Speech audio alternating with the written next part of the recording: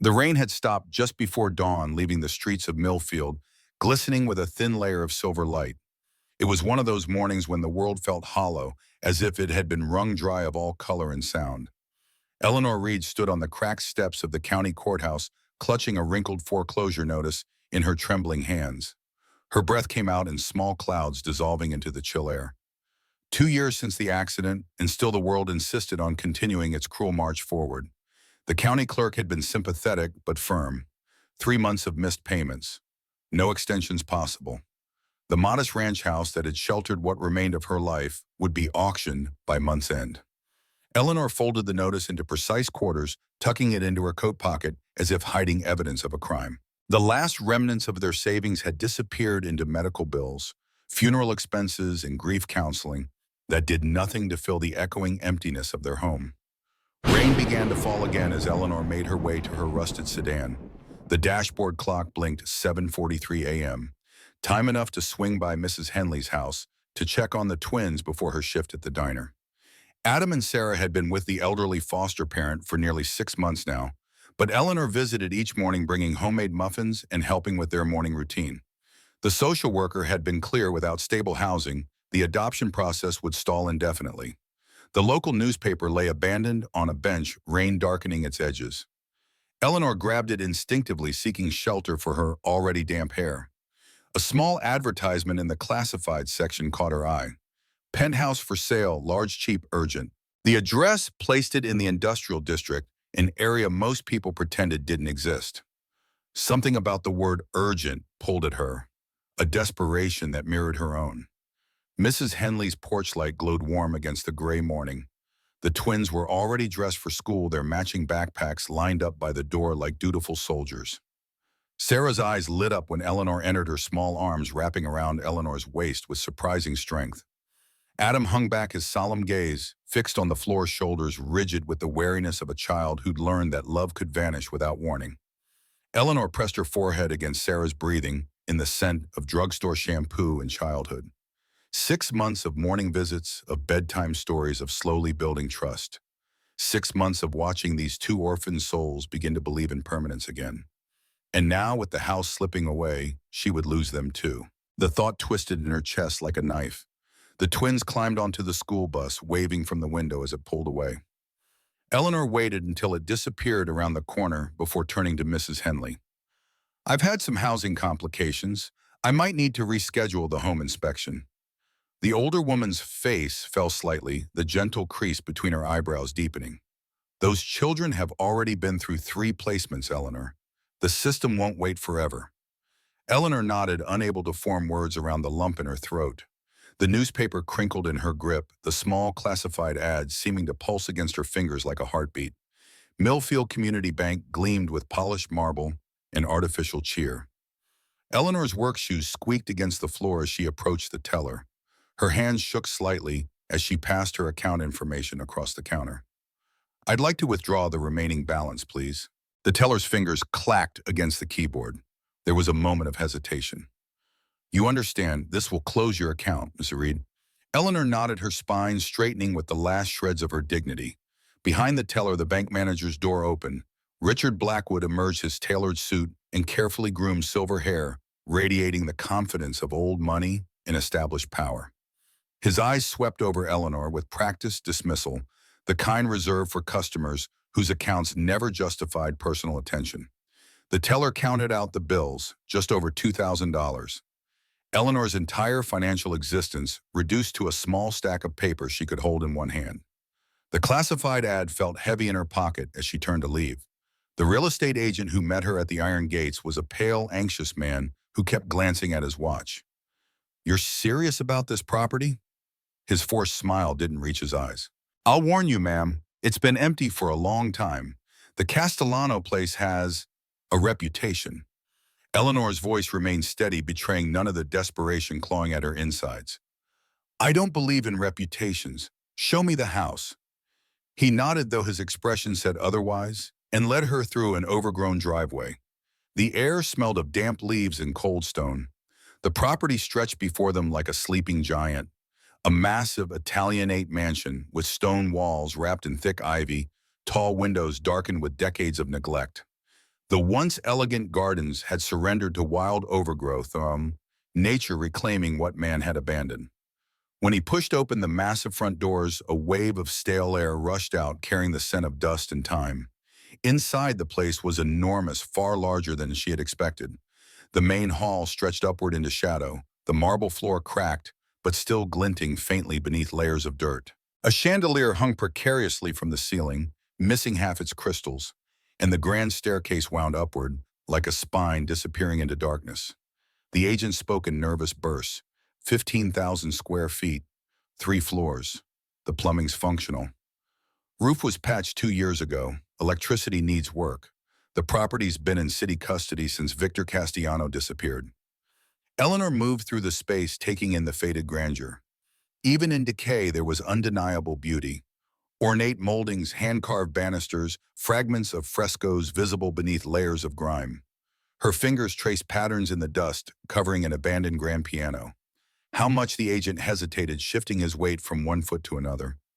Honestly, the city's been trying to offload it for years. You'd only need to cover the back taxes and paperwork fees. About $100. He looked at her again, uncertainty clouding his features. No one wants it, Ms. Reed. They say Castellano buried his sins in these walls. Something stirred in Eleanor's chest. Not hope exactly, but something adjacent to it. A defiance, perhaps. A desire to claim something that no one else wanted, something abandoned and discarded. Like her. Like the twins. The paperwork took less than an hour. Her savings vanished into signatures and official stamps.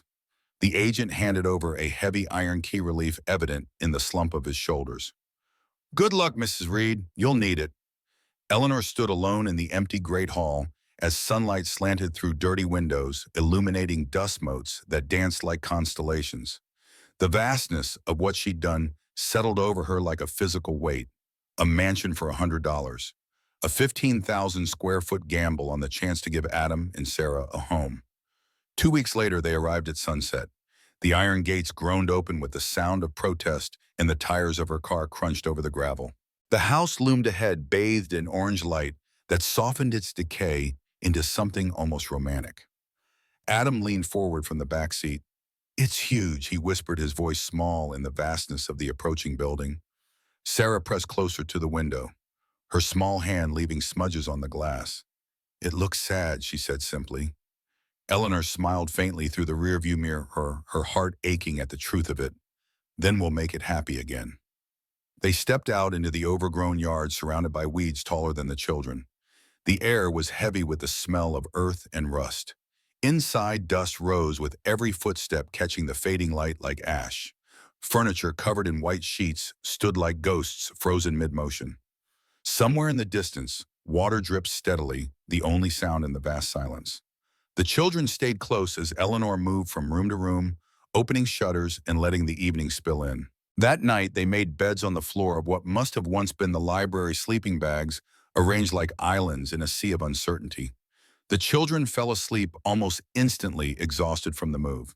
Eleanor lay awake, listening to the old house settle to the groaning wood and the distant rustle of wind through broken windows. She wasn't afraid. Fear required energy she no longer possessed. Morning brought the first of many unwelcome visitors. Eleanor had just finished arranging their meager belongings when a sharp knock echoed through the hall. A tall, broad-shouldered man with salt and pepper hair and a weathered face stood on the doorstep, arms crossed over his chest. His flannel shirt and worn jeans couldn't disguise the military bearing in his posture. You're the new owner. It wasn't a question. His eyes, the color of gunmetal at ball, assessed her with unsettling precision. Eleanor nodded, suddenly conscious of her thrift store sweater and the dust streaking her jeans. And you are Frank Sullivan. I live in the caretaker's cottage on the edge of the property. His voice had the roughness of sandpaper, as if rarely used. You should know what you've bought into. Eleanor straightened her spine, fatigue giving way to irritation. If you're here to tell me about curses or ghosts, I've heard enough of that already. Something that might have been amusement flickered across his face, gone so quickly she might have imagined it. Not ghosts. History. Victor Castellano wasn't just any criminal. He was the king of the Northern Quarter. People disappeared in this house. Before Eleanor could respond, Adam appeared at her side, eyes wide with curiosity. Sarah followed a half step behind, partially hidden in her brother's shadow. Frank's expression softened almost imperceptibly as he looked at the children. His eyes lingered on Adam, something like recognition passing across his features. "You've got plumbing issues in the East Wing, and the electrical's not up to code." Frank's tone shifted, becoming practical. Eleanor felt the conversation pivot, though she wasn't sure why. "If you're staying, you'll need help. Most contractors won't touch this place." Eleanor's pride warred with practicality. "We'll manage." Frank nodded, unconvinced. "The cottage is part of the property. I've been here 20 years. I'm not planning on leaving." His eyes met hers with unexpected directness. Castellano had enemies. Some of them are still looking for what they think he left behind. With that cryptic warning, he turned and walked away, his stride purposeful across the overgrown lawn. Adam watched him go, fascination evident in his expression. Who was that man? His voice carried the first hint of interest Eleanor had heard since the accident that brought the twins into her life. Our neighbor, apparently. Eleanor closed the door, mind already calculating the minimal repairs they could afford to make the place habitable. The vast house suddenly seemed more threatening than magnificent, its shadows deeper, its secrets more tangible. The first week passed in a blur of cleaning and minor repairs. Eleanor registered the twins at the local elementary school, ignoring the raised eyebrows when she gave the mansion's address as their residence. She found work at a diner on the edge of town, taking the night shift after the children were asleep. Frank appeared occasionally, wordlessly fixing a leaking pipe or replacing rotted floorboards, disappearing before she could properly thank him. The children adapted with the resilience of the young. They claimed the formal dining room as their play space, rolling toy cars across the marble floor and building forts beneath the massive oak table. At night, Eleanor read to them by flashlight, the electricity still unreliable in most of the house. They had begun the slow process of making this cavernous mausoleum a home. Then came the discovery that changed everything. Adam had been playing near the massive stone fireplace in the main hall, while Eleanor sorted through a box of donated kitchenware. His voice, suddenly sharp with excitement, cut through the dusty air. "There's something moving in here." Eleanor looked up to see him pointing at the back wall of the fireplace. At first, she saw nothing unusual in the soot-stained stone. Then, as Adam pressed against a particular spot, she noticed a subtle shift, the faintest movement of a section of the wall. Abandoning the box, she knelt beside him, running her fingers over the stone. Years of soot had disguised what now became clear, a deliberate pattern in the masonry distinct from the surrounding stone. When pressed in a certain sequence, the stone shifted, revealing a hidden cavity behind the fireplace. Eleanor's heartbeat quickened as she reached into the darkness, her fingers brushing against cold metal. Carefully, she withdrew a small iron box, its surface ornately engraved but darkened with age. Adam bounced on his toes, eyes wide. "Is it treasure?" Before she could answer, a shadow fell across the floor. Frank stood in the doorway, his expression unreadable. "So you found one of them?" "One of them." Eleanor clutched the box tighter. Frank moved closer, crouching to examine the hidden compartment. Castellano was paranoid. "The house is full of hiding places. Some empty, some not." His gaze shifted to the box. "That one's important. You should open it somewhere private." As if summoned by the excitement, Sarah appeared at the top of the stairs, her small face curious. "What did you find?" Frank straightened, nodding toward the library. "The kids should see this too. It's their history now, as much as yours." The four of them gathered in the library where afternoon light filtered through tall, dirty windows. Eleanor placed the box on an old mahogany desk, brushing away decades of dust. The lock was surprisingly simple, a small latch that yielded easily to pressure. Inside, nestled on faded velvet, lay 4 items: a silver cross on a delicate chain, a meticulously carved wooden toy horse, a leather-bound journal, and a yellowed envelope containing what appeared to be legal documents. Sarah reached for the horse, her fingers hovering just above it without touching. "It's beautiful." Adam was more interested in the journal, his eyes wide. "Does it tell where the treasure is?" Frank picked up the silver cross, turning it over in his weathered hands. This belonged to St. Mary's Church before it burned down 30 years ago.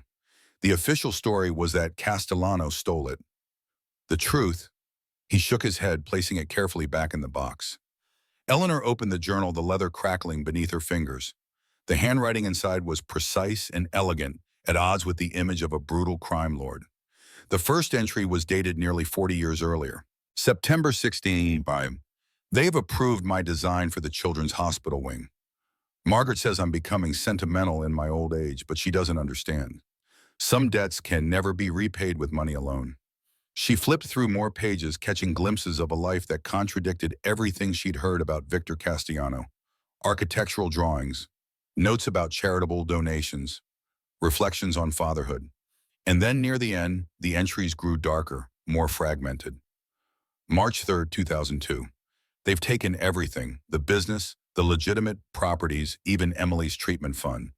They think they've won, but they don't know about the contingencies. The house will protect what matters most. Eleanor looked up from the journal, meeting Frank's steady gaze. This doesn't sound like a man who disappeared people. Frank's expression remained neutral, but something shifted in his eyes.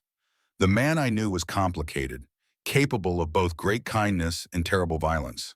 By the end, he was desperate. His daughter was dying. He made choices. Eleanor was about to ask more when a sharp crack echoed through the house, the unmistakable sound of breaking glass. Frank moved with surprising speed for his age, positioning himself between the doorway and the children. "Stay here," his voice dropping to a whisper. "Lock the door behind me." Before Eleanor could protest, he slipped into the hallway, closing the library door firmly. She hesitated only a moment before turning the key in the lock, then gathered Adam and Sarah close, her heart hammering against her ribs. Muffled sounds filtered through the heavy door. Footsteps, a thud, the crash of something heavy falling. Then silence, more terrifying than the noise. Minutes stretched like hours as Eleanor debated whether to risk looking for a phone to call for help. Finally, 3 gentle knocks signaled Frank's return. Eleanor unlocked the door to find him standing there, a cut above his eye, slowly seeping blood, but otherwise composed. Just kids, breaking windows for fun.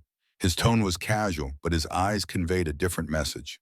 "But we should talk. Later, when they're asleep." That night, after tucking the twins into their makeshift beds in what had once been a servant's quarters, the only room small enough to heat effectively, Eleanor found Frank waiting in the kitchen. He had built a small fire in the wood stove, the warmth a welcome contrast to the perpetual chill of the mansion. "You should leave." His voice was matter-of-fact as he cleaned the cut on his forehead. It wasn't kids today. It was men looking for Castellano's supposed fortune. "They won't be the last." Eleanor poured herself a cup of lukewarm tea from the thermos she'd brought from work. "We have nowhere else to go. This place is my last chance to adopt the twins, to give them stability." Frank studied her for a long moment, as if reassessing his initial impression. "Former military." She shook her head. "Third-grade teacher. Until the accident." His eyebrows rose slightly. "How much do you know about Victor Castellano?" Eleanor shrugged. "What everyone knows. Crime boss. Disappeared 20 years ago. Probably dead." Frank's laugh was short and without humor. The official version. Convenient for certain people in this town. He leaned forward, his voice dropping. "Victor was an architect who got pulled into his family's business.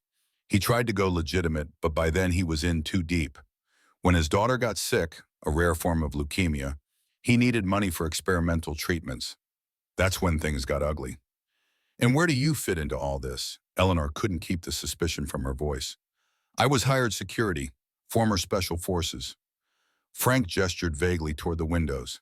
"I stayed on after he disappeared. Someone had to watch the place." "The legal documents." Eleanor remembered the yellowed pages from the iron box. "What do they say?" Frank shook his head. "I never opened them. Not my business. But if they're what I think they are, they could be dangerous. Or valuable. Depends on who finds them first." Eleanor was about to press for more information when a scream pierced the quiet, Sarah's voice high and terrified. Both adults bolted from their chairs, racing through the darkened house toward the children's room. They found Sarah sitting upright in bed, tears streaming down her face, Adam trying unsuccessfully to comfort her. Eleanor gathered the girl in her arms, feeling her small body trembling. "Just a nightmare, sweetheart. You're safe." Sarah shook her head violently. There was a man outside the window, looking in at us. Frank was already moving toward the window, peering out into the darkness. The glass here was intact, but Eleanor noticed how his hand moved instinctively to his side, as if reaching for a weapon that wasn't there.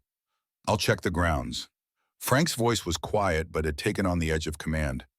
"Get them away from the windows. Third-floor library has no exterior access. Go there."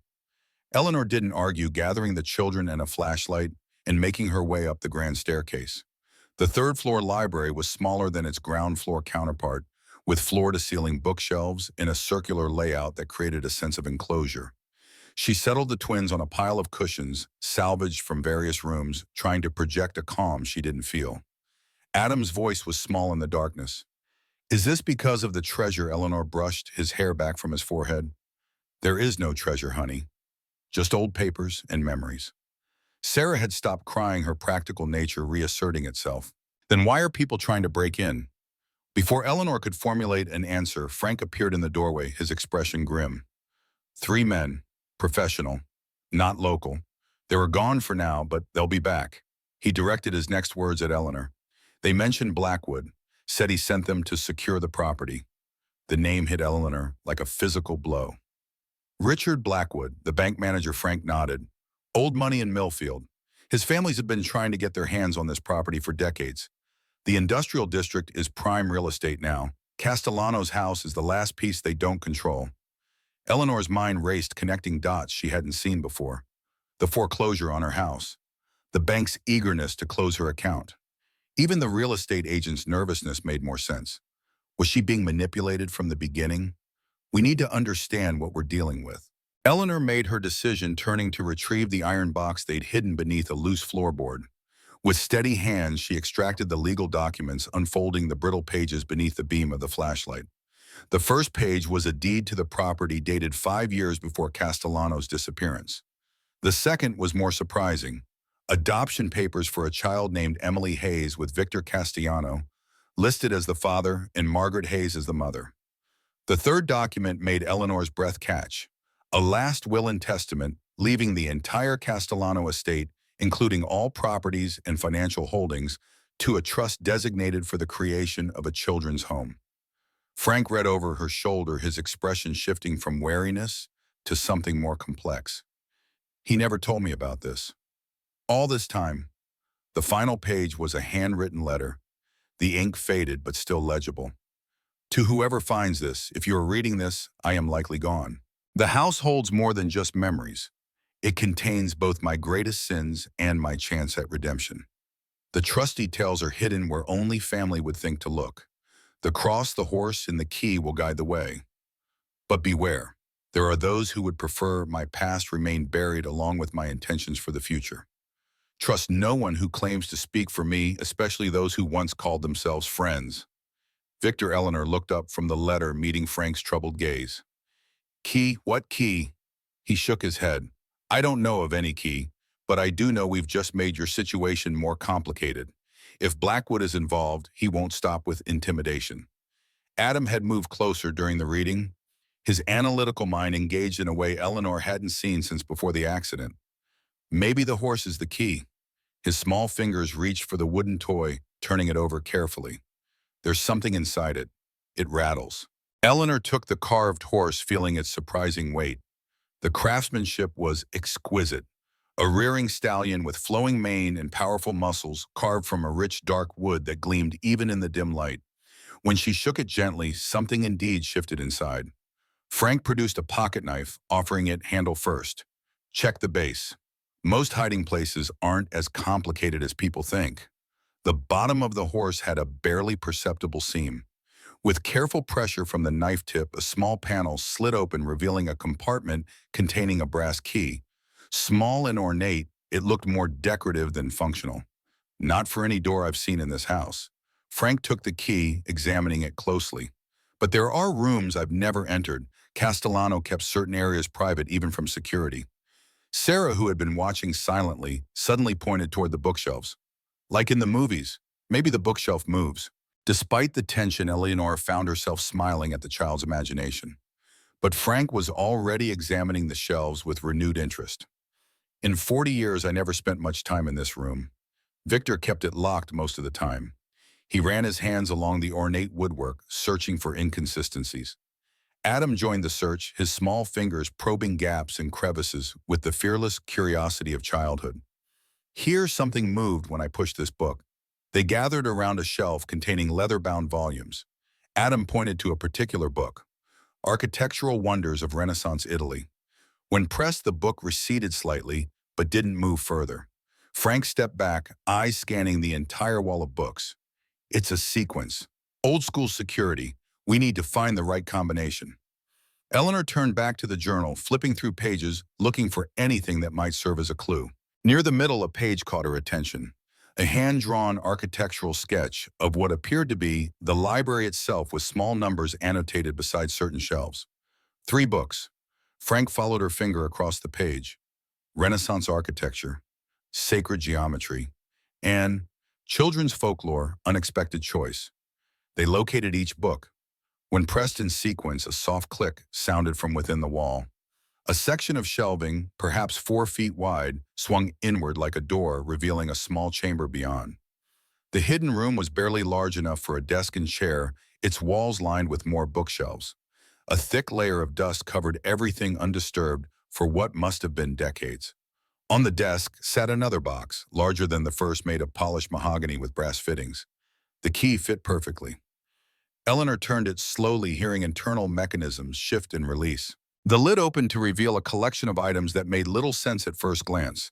More papers, photographs, what appeared to be financial records in a small leather case. Frank lifted one of the photographs, his expression darkening. I know these men. City council, chief of police, bank president, all with Castellano looking chummy. He shuffled through more images. These were his insurance policy. Proof of who was really involved. Eleanor was more interested in a photograph half hidden beneath the others. It showed a young woman with striking features, her smile warm and genuine. She was standing beside Victor Castellano in what appeared to be the mansion's garden, vibrant with flowers long since withered away. Eleanor felt a strange jolt of recognition, though she couldn't place why. Frank's sharp intake of breath confirmed she wasn't imagining things. You look like her. The resemblance is uncanny. Eleanor turned the photograph over. Written on the back, in the same elegant handwriting from the journal Margaret and Me, Spring 2001, The Last Good Day. Margaret Hayes, the name from the adoption papers. Eleanor's mind raced, trying to make connections that seemed impossible. Hayes was her mother's maiden name, but surely it was coincidence. Margaret was a common name. Frank was examining the leather case, now opening it to reveal documents bearing official seals. Bank statements, trust documents, property deeds. His eyes widened as he scanned the contents. There's millions here, all in a trust for the children's home he wanted to build. But it's locked behind legal verification of his intentions. Proof that this was his plan all along, not some criminal's attempt at money laundering. A sharp crash from downstairs interrupted them, the unmistakable sound of the front door being forced open. Frank's demeanor changed instantly, the former soldier replacing the caretaker. He moved with practiced efficiency, securing the box and shepherding them toward the hidden door. Back inside. Close it behind you. Don't come out no matter what you hear. His voice left no room for argument. These men aren't local thugs. They're professionals. Eleanor wanted to protest, to insist they all hide together, but the children's safety had to come first. She ushered Adam and Sarah into the secret room, pulling the bookshelf door closed behind them. In the darkness, she held the twins close, their small bodies trembling against hers. Through the thin wall, they could hear muffled voices. Frank's distinct rumble, followed by sharper, unfamiliar tones. The conversation grew heated, voices rising. Then came the sounds that would haunt Eleanor's dreams for months to come. The heavy thud of bodies colliding, a cry of pain, glass shattering, and finally a gunshot that seemed to shake the very foundation of the house. Sarah whimpered against Eleanor's shoulder. Adam's grip on her arm tightened painfully. The silence that followed the gunshot stretched endlessly, broken only by the sound of heavy footsteps moving through the house, doors opening and closing, furniture being overturned. Eleanor didn't know how long they remained frozen in that hidden room. Minutes or hours, time lost meaning in the grip of fear. Eventually, the sounds of searching faded, replaced by the distant slam of the front door and the rumble of car engines moving away down the gravel drive. Still, she waited, counting her heartbeats until she was certain they were alone. With trembling hands, she pushed against the bookshelf door, expecting resistance. To her surprise, it swung open easily. The library beyond was in disarray, books scattered across the floor, furniture overturned. But what seized Eleanor's attention was the figure slumped against the wall. Frank, one hand pressed against his side, blood seeping between his fingers. "You're hurt." Eleanor rushed to his side, already calculating what first aid supplies they had in the house. Frank grimaced, shifting to reveal a torn flannel shirt and a deep gash along his ribs. "Just a graze. I've had worse shaving." His attempt at humor fell flat as he winced in pain. They were looking for the documents. Blackwood's men. Eleanor helped him to a chair, sending Adam to fetch the first aid kit from the bathroom. "Did they find anything?" Frank shook his head. "They were searching for a safe. Didn't know about the hidden rooms. But they'll be back, better prepared." His eyes met hers, serious despite the pain. "You need to decide what you're fighting for here, Eleanor. This isn't just about giving those kids a home anymore. You've stepped into something bigger." As Eleanor cleaned and bandaged his wound, her mind raced through possibilities, each more impossible than the last. The photograph of Margaret, the adoption papers for Emily Hayes, the strange familiarity of the house that had drawn her from the first moment. Could it all be connected? "I need to know more about Margaret Hayes." Eleanor's voice was steady despite her racing heart. "The woman in the photograph." Frank's expression softened slightly. "She was Victor's accountant, and more. They had a child together, Emily. When things went bad, Margaret disappeared. Rumor was she changed her name, started over somewhere else. No one knew what happened to the baby." Eleanor sat back on her heels, the implications washing over her like ice water. "My mother's maiden name was Hayes. She never talked about her family. Said they were all gone." For the first time since they'd met, genuine surprise crossed Frank's weathered features. "How old are you, 45? His eyes narrowed in calculation. The timing would work. "Margaret disappeared about 45 years ago." Eleanor shook her head, struggling to process. "If, and it's a huge if, Margaret was my mother, that would make Victor Castellano your father." Frank finished the thought. "And this house, everything in it, your inheritance, not just some random property you happen to buy. The universe doesn't usually work that neatly, but stranger things have happened." The idea was too enormous to grasp all at once. Eleanor focused instead on immediate concerns. "Even if that's true, it doesn't solve our problems. Blackwood still wants this property. We have no proof of any connection. And now we have armed men breaking in." Frank struggled to his feet, grimacing with the effort. "We have the trust documents and the journal. If we can find the evidence Victor mentioned, wherever it's hidden, we might have leverage against Blackwood." Adam returned with the first aid kit, his young face serious with responsibility. Sarah followed, carrying a glass of water. Eleanor thanked them both, her heart swelling with fierce protectiveness.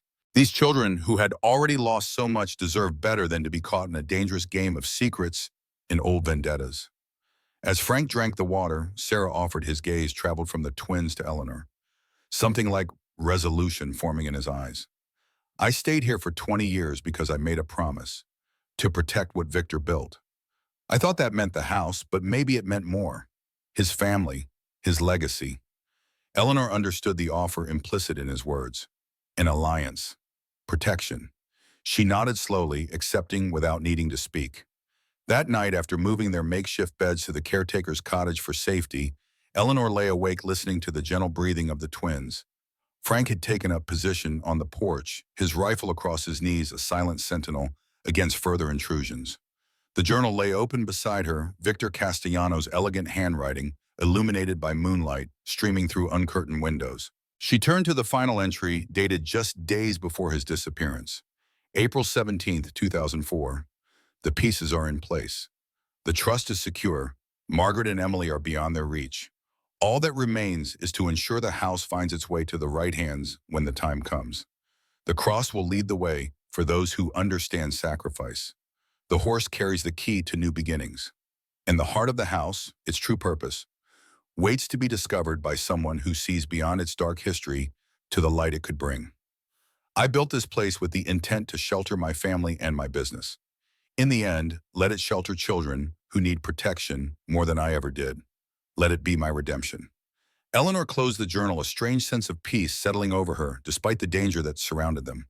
For the first time since the accident that shattered her family, she felt the stirring of purpose stronger than mere survival. Whether Margaret Hayes was truly her mother or not, whether this house was her birthright, or simply a fortunate coincidence, she had found something worth fighting for. Outside, the wind moved through the trees surrounding the property branches, scraping against the cottage roof. In the distance, the great house stood dark and silent, its secrets still largely hidden, waiting to be discovered. Eleanor drifted towards sleep with the image of the photograph in her mind. Margaret Hayes standing in a garden in full bloom, the mansion behind her not haunted or decaying, but vibrant with life and possibility. Tomorrow they would begin searching in earnest for whatever Victor had hidden. Tomorrow they would start making plans to defend what was theirs. Tomorrow perhaps they would find the proof that connected Eleanor to this place in ways she had never imagined. For tonight it was enough to know they were not alone in the fight. Dawn broke over the caretaker's cottage with thin pale light that did little to warm the chill air. Eleanor awakened to the smell of coffee and the low murmur of Frank's voice on the phone. His words drifted through the half-open door fragments of a conversation that seemed deliberately measured. Just checking in. Yes, still here. No signs of them returning yet. I'll keep you posted. She rose quietly, careful not to disturb the twins who remained tangled in sleep on the pull-out sofa. Adam's arm was flung protectively across his sister, even in slumber, his face pressed into the pillow. Sarah had kicked off her blanket, her small body curled into a tight ball as if trying to conserve warmth. The sight of them squeezed Eleanor's heart with a fierce protective surge. Frank sat at the kitchen table, his rifle propped against the wall within arm's reach. A mug of black coffee steamed between his weathered hands. His eyes, though tired, were alert as she entered. The gash along his ribs had been professionally bandaged, far neater than Eleanor's hasty first aid the night before. Got a friend at the sheriff's office. Not on Blackwood's payroll. He nodded toward a second mug on the counter. We need to move fast. Last night's visitors won't stay quiet. Blackwood will know they failed. Eleanor wrapped her hands around the warm ceramic, letting the heat seep into her cold fingers. What's our next move? Frank unfolded a yellowed piece of paper across the table. The property survey from the hidden box, edges frayed with age. This house has secrets we haven't found yet. Places even I don't know about. Victor was paranoid but methodical. He leaned forward, tapping a finger against a section of the basement that didn't match the house's current layout. This space doesn't exist, at least not on any floor plan I've seen. Eleanor studied the diagram, noticing the discrepancy. A room approximately 15 feet square, with no apparent entrance. Blueprints often change during construction. Maybe they abandoned the idea. Frank shook his head. Victor built this place himself. Every detail mattered to him. He wouldn't leave dead space. His voice lowered as Sarah stirred briefly in the next room. The journal mentioned the cross leading the way. Let's start there. They waited until the twins were awake and fed before returning to the main house, moving cautiously across the overgrown lawn. Morning light revealed fresh tire tracks in the mud and boot prints circling the property, evidence of their nighttime visitors that Frank documented with his phone camera. The mansion's grandeur seemed more imposing in daylight, its neglected facade unable to hide the magnificent bones of the structure. Eleanor found herself searching the architectural details with new eyes, wondering if Victor Castellano had designed them himself, wondering if some genetic memory of the place lived in her own appreciation of its beauty. The silver cross from the hidden box lay cool against Eleanor's palm as they entered the main hall. Frank had insisted she carry it, his expression unreadable when she'd asked why. The light streaming through the tall windows caught the engraving on its back, per aspera ad astra, through hardship to the stars. Adam broke away from the group, running his fingers along the carved paneling of the main staircase. I found something. He pointed to a small indentation in the woodwork, almost invisible unless you were looking for it. A cross-shaped depression, its dimensions a perfect match for the silver pendant in Eleanor's hand. Frank positioned himself between the door and the staircase, eyes constantly scanning for threats as Eleanor fitted the cross into the carved recess.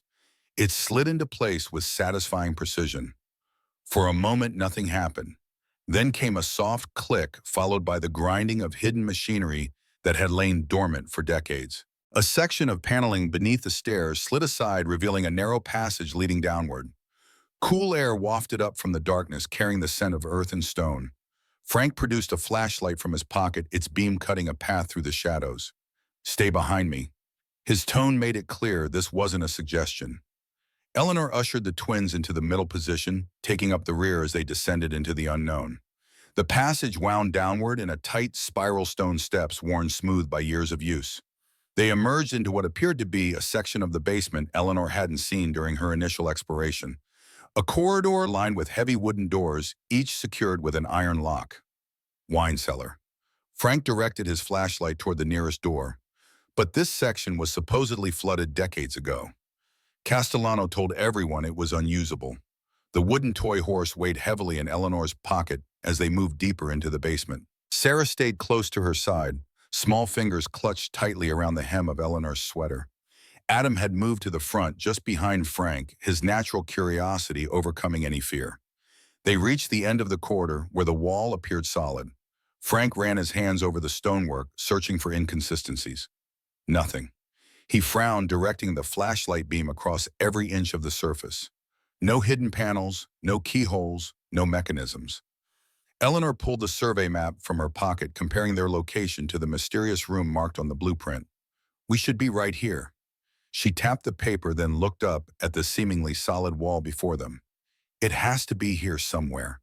Adam crouched down, examining the floor near the wall. The stones here are different. His small fingers traced the outline of a paving stone that was slightly smaller than those surrounding it, its surface worn in a distinctive pattern. It looks like a horse. Frank knelt beside him, nodding in approval. Good eyes, kid. He pressed against the stone, but it didn't budge. Sarah tugged at Eleanor's sleeve. Maybe it needs the wooden horse, like how the cross opened the stairs. The wooden horse had no obvious mechanisms or openings aside from the compartment that had held the key. Eleanor examined it carefully, turning it over in her hands. Nothing fit the stone in the floor. But as she rotated the figure, she noticed something she'd missed before. The horse's eyes were inlaid with tiny pieces of metal, catching the flashlight beam with unusual brilliance. The realization struck her suddenly. It's not a key for a lock. It's a compass. The horse is pointing the way. She placed the wooden figure on the floor, watching as it rotated slightly before settling into position, its carved head pointing toward the wall to their right rather than the dead end before them. Following its direction, they discovered a narrow gap between the wine racks, barely visible unless you were looking for precisely that angle. The passage beyond was tight, forcing them to move sideways through dust-choked darkness. It opened abruptly into a chamber that made Eleanor gasp. Unlike the rough stone of the basement, this room had been finished with polished marble floors and walnut paneling. A massive desk dominated one wall, bookshelves the other. The space resembled an elegant office preserved in time, untouched by the decades of neglect that had claimed the rest of the mansion. Frank whistled softly between his teeth. Victor's real office. I'd heard rumors, but he swept the flashlight across the room, revealing leather-bound ledgers, filing cabinets, and a state-of-the-art safe recessed into the wall, at least state-of-the-art 20 years ago. Eleanor moved toward the desk, drawn by a framed photograph placed prominently in the center. It showed three people: Victor Castellano, the woman from the earlier photograph who might be Margaret Hayes, and between them a child of perhaps 3 years. The little girl's smile was gap-toothed and joyful, her eyes bright with the unguarded happiness of early childhood. Something in that smile tugged at Eleanor's memory like a half-forgotten dream. Frank had moved to examine the safe, his expression grim. It needs a combination. 6 digits. Eleanor barely heard him, transfixed by the photograph. She turned it over, hoping for names or dates written on the back. Instead, she found a sequence of numbers: 10-17-98. A date, perhaps October 17, 1998. Frank tried the combination, the safe's mechanism clicking softly as he rotated the dial. No luck. Sarah had wandered to the bookshelves, standing on tiptoes to examine the titles. These are all children's books. Her voice held surprise. Why would a bad man have so many books for kids? Eleanor joined her daughter, running her fingers along the spines of dozens of volumes. Fairy tales, picture books, classic children's literature spanning decades. Some titles she recognized from her own childhood. Others were clearly older, their bindings frayed with age and use. They weren't for show. These books were read, repeatedly.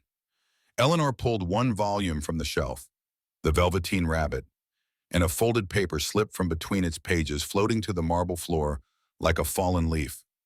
Adam scooped it up before Eleanor could reach it. It's a letter. His eyes widened as he scanned the first lines. It's from someone named Emily to her dad. She talks about being sick and missing him. Eleanor took the letter, her hands trembling slightly. The handwriting was childish, the paper decorated with crayon drawings in the margins. The content was simple: a child writing to her father about hospital visits, books she'd read, and her hope to come home soon.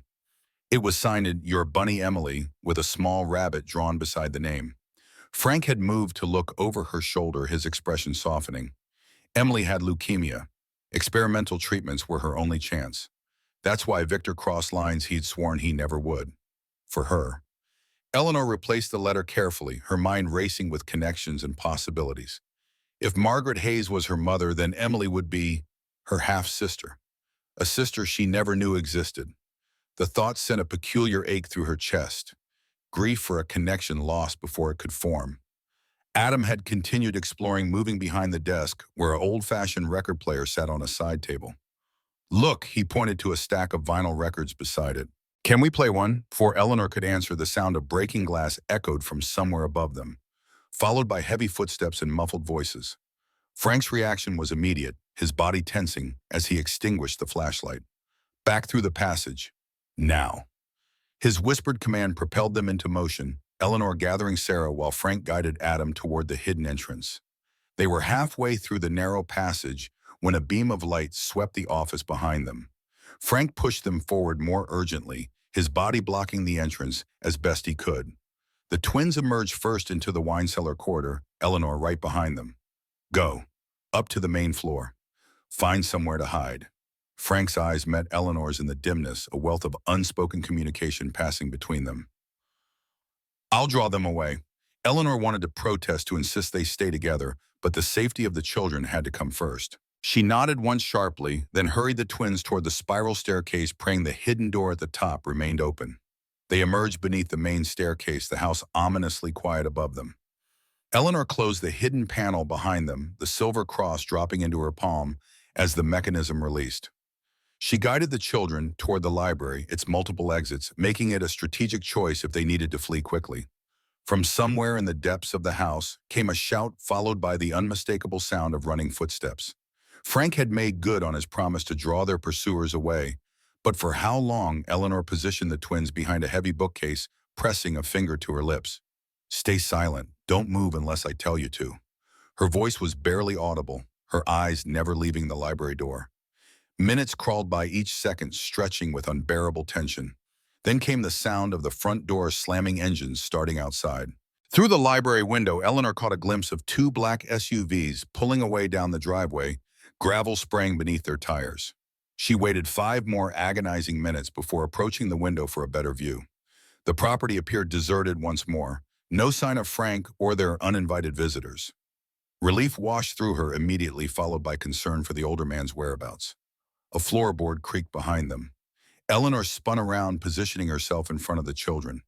Frank emerged from the shadows of the hallway, blood trickling from a fresh cut on his cheekbone, his breathing slightly labored. "They're gone."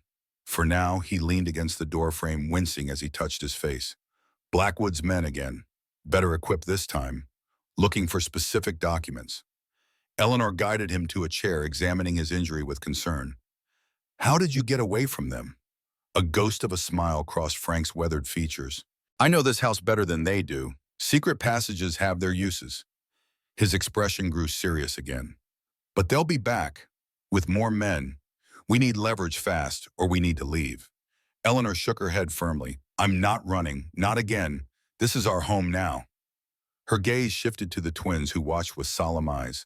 Adam's jaw was set in a determination that mirrored her own. Sarah's small hands were clenched into fists at her sides. Frank studied them for a long moment, something shifting in his expression. "Then we fight smart." He nodded toward the window where morning had advanced toward midday. "First step is understanding exactly what we're fighting for and who we're fighting against." They spent the afternoon in Victor's hidden office, Frank standing guard, while Eleanor examined the ledgers and files, building a clearer picture of the man who might have been her father. The portrait that emerged was complex. A businessman with legitimate enterprises and shadowy connections, a loving father desperate to save his daughter, an architect with dreams of creating spaces that sheltered rather than intimidated. Among the documents, she found property deeds for parcels throughout Millfield's industrial district, most with notes indicating they'd been acquired legally through front companies. but it was a small, leather-bound appointment book that provided the most startling revelations. Meetings with names Eleanor recognized from current city leadership, including Richard Blackwood's father, the previous bank president. As twilight fell, they returned to the caretaker's cottage, Frank insisting it was safer than the mansion for the night. Eleanor put the twins to bed in the single bedroom, their exhaustion overcoming the day's excitement. She joined Frank at the kitchen table where he'd laid out the documents they'd recovered, along with a local newspaper from that morning. He tapped a headline announcing a major development project in the industrial district. Blackwood Development Group. Luxury condos, retail space, the works. Breaking ground next month. He slid another paper forward, a map of property ownership in the area. Their parcels sat like an island in a sea of Blackwood-controlled real estate. Eleanor studied the map, understanding dawning. They need this land to complete their project. Frank nodded, and they'll do whatever it takes to get it. He hesitated, choosing his next words carefully. There's more. I made some calls, found an old contact in county records. The lawyer who handled Victor's affairs before he disappeared. Eleanor looked up sharply, and according to him, Victor established a trust worth millions. The conditions were specific. The money could only be used to convert this property into a home for children in need, a safe haven. Frank paused, his gaze steady. The trust administrator has been waiting for 20 years for someone to claim the estate and fulfill those conditions. But without proof of Victor's intentions, without the right legal documentation, the journal. Eleanor's mind raced with possibilities. The legal papers we found. If we can prove Victor wanted this place to become a children's home, Frank finished the thought. Blackwood's development gets blocked, permanently. His expression turned grim, which is why they're so desperate to find and destroy that evidence before we can establish legal claim to it. Morning brought new challenges. Eleanor registered the twins for school using Frank's cottage as their address, facing suspicious questions from the administration about her relationship to the children. The social worker called, requesting an update on their housing situation, her voice carrying poorly disguised concern when Eleanor explained they were renovating their new home. The diner where Eleanor had secured night shifts called to inform her the position had been filled, apologizing with transparent insincerity. The local grocery store clerk watched them with undisguised curiosity as they purchased supplies, whispering to her coworker as they left. A small town with long memories, Frank explained as they drove back to the mansion. Victor Castellano's name still carries weight around here. Not all of it good. They returned to find the mansion's front door standing open, though they'd locked it securely before leaving. Frank motioned for Eleanor to stay with the children in the car while he investigated. He emerged minutes later, his expression grim. They trashed the place, looking for the documents, I'm guessing. But they didn't find the hidden office. His jaw tightened as he surveyed the damage visible through the doorway. We need to move everything important to a secure location. While Frank worked to reinforce the cottage's locks and windows, Eleanor brought the twins to the town library, hoping to research Margaret Hayes and perhaps find information about the trust Frank had mentioned. The librarian, a woman in her 60s with silver-rimmed glasses, looked up sharply when Eleanor mentioned the name. Margaret Hayes. The woman's voice dropped to a near whisper. She worked for Castellano, didn't she? Disappeared around the same time he did. Her gaze shifted to the twins, then back to Eleanor. You're staying at that house, the Castellano place. Word travels fast, Eleanor acknowledged, keeping her tone neutral. The librarian studied her face with uncomfortable intensity. You look like her around the eyes. She pulled an old yearbook from beneath the counter, flipping through yellowed pages until she found what she sought. Here, class of 70. The photograph showed a young woman with Eleanor's eyes and chin, her hair styled in the fashion of the era, her smile reserved but genuine. Margaret Hayes, National Honor Society Debate Club, valedictorian. Eleanor stared at the image, searching for more of herself in the youthful features, feeling an odd disconnection. Like looking at a stranger who somehow wore her face, the librarian continued her initial wariness, giving way to the natural inclination to share local history. Brilliant girl, scholarship to Cornell for accounting. Everyone was shocked when she came back and took a job with Castellano. Her family had been respectable people. Eleanor seized the opening. Do you know what happened to her family? The older woman shook her head. They moved away after Margaret disappeared. Too much gossip, I expect. People said she'd gotten mixed up in Castellano's criminal activities. Others said they'd run off together. Her voice lowered further. There were rumors about a child. Adam and Sarah had wandered to a nearby table with books, but Eleanor could tell they were listening intently, absorbing every word of this mystery that had become intertwined with their own lives. She thanked the librarian and gathered the children, her mind spinning with half-formed theories and connections. On their way out of the library, they nearly collided with a tall, impeccably dressed man entering through the same door. Richard Blackwood's surprise at seeing her quickly transformed into a practiced smile that never reached his eyes. "Ms. Reed, I've been meaning to speak with you." His gaze swept over the twins before returning to Eleanor's face. "I understand you've purchased the old Castellano property. An interesting choice." Eleanor met his gaze steadily. "It suits our needs." Blackwood nodded, his expression one of cultivated concern. "I'm sure you're aware the area is slated for redevelopment. Industrial zoning, not residential. Especially not for a family with children."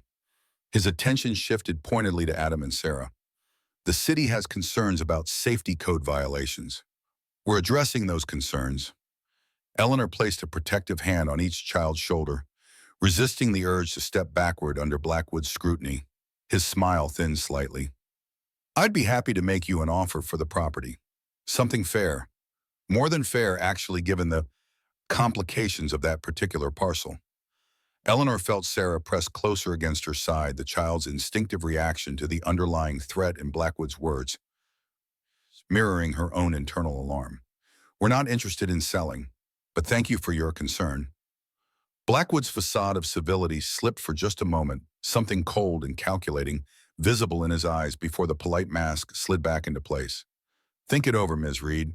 This doesn't have to be difficult. My office is always open if you change your mind." He brushed past them into the library, leaving Eleanor with the distinct impression of having been both threatened and dismissed in the same conversation. The confrontation with Blackwood accelerated their plans. Frank spent the afternoon on calls with his contact in the sheriff's office and the lawyer who had handled Victor's affairs. Eleanor focused on making the caretaker's cottage more livable, knowing the mansion remained vulnerable to intrusion. The twins, sensing the urgency of their situation, worked alongside her without complaint, even Adam's usual restlessness subdued by the gravity of their circumstances. Sarah organized their meager belongings with methodical care, while Adam helped Frank board up the cottage's back windows against potential intruders. That evening, as darkness settled over the property, a battered pickup truck pulled into the driveway. Frank greeted the driver with the easy familiarity of old acquaintance, a balding man in his 70s who introduced himself simply as Jim, the lawyer. He carried a leather briefcase that looked as aged as he was, his roomy eyes brightening with interest as he studied Eleanor's face. "You have her look, no question about it." He settled at the kitchen table, spreading documents across its surface with practiced efficiency. "I've been waiting a long time for this day." The legal papers were complex, filled with terminology Eleanor struggled to follow, but the essence was clear enough. Victor Castellano had established a trust worth millions, the money intended for the creation of a children's home on the property. The trust could only be activated under specific conditions: proof of his intentions via notarized documents, verification of proper zoning and permits, and most critically, a blood relation serving as primary trustee. If Margaret Hayes was indeed Eleanor's mother, she would qualify, but proving that connection after nearly 5 decades would be challenging. Jim tapped a yellow document with a gnarled finger. "We need the original birth certificate and the adoption papers." Victor mentioned both were secured in the house somewhere along with his formal declaration of intent for the property. Eleanor thought of the hidden office, the safe they hadn't yet opened. The combination from the photograph, 10-17-98, hadn't worked. What about DNA testing? Surely that would establish relationship. The lawyer nodded, but his expression remained concerned. "Takes time we might not have. Blackwood's project has major financial backing, political support. They break ground in 30 days. If they can demolish this place before we establish claim, the trust conditions become impossible to fulfill." Frank leaned forward, his weathered face serious in the kitchen's harsh lighting. "What about the children, Eleanor's fostering twins, looking to adopt permanently?" "That fulfills part of the purpose, doesn't it?" Jim considered this, eyebrows rising slightly. "It could help. Show intent to use the property as intended." But without the blood connection and the original documents, they were interrupted by a sharp knock at the door. Frank moved with surprising speed for his age, positioning himself between the entrance and the others, one hand reaching for the rifle prop nearby. Instead of Blackwood's men, they found a lanky teenager shifting nervously on the porch, hands shoved deep in the pockets of an oversized hoodie. Frank's posture relaxed slightly, though wariness remained in his stance. "Tyler, what brings you here this late?" The boy, perhaps 17 with the gangly awkwardness of recent growth and the wary eyes of someone who expected disappointment, glanced over his shoulder before responding. "Heard you were fixing up the old Castellano place. Thought maybe you could use some help." Eleanor recognized the calculation in the teen's expression. Not quite dishonesty, but certainly not the full story. Frank seemed to read something more in the boy's demeanor, stepping back to allow him entry despite his obvious reservations. Tyler's gaze darted around the cottage, taking in the lawyer's paperwork, the twins watching curiously from the hallway, the general atmosphere of besieged planning. His shoulders hunched defensively. "Bad time, I can come back."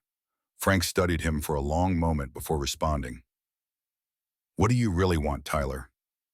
The direct question seemed to catch the teen off guard. His facade cracked, revealing something more vulnerable beneath the practiced indifference. "My dad works security for Blackwood. He brought home blueprints of this place, marked up with notes about where to look for something important. Heard him on the phone talking about how they're going to trash the place if they have to make it look like an accident. Fire, maybe." The implications hung in the air, heavy and threatening. Eleanor felt cold dread settle in her stomach. The twins, if there was a fire with them in the house, Tyler shifted uncomfortably under their collective scrutiny. "Thought you should know, that's all." His gaze flicked to the twins, something like recognition flickering in his eyes. "My mom died when I was about their age. Nobody should have to go through that twice." The simple statement, delivered with awkward sincerity, broke through Eleanor's initial suspicion.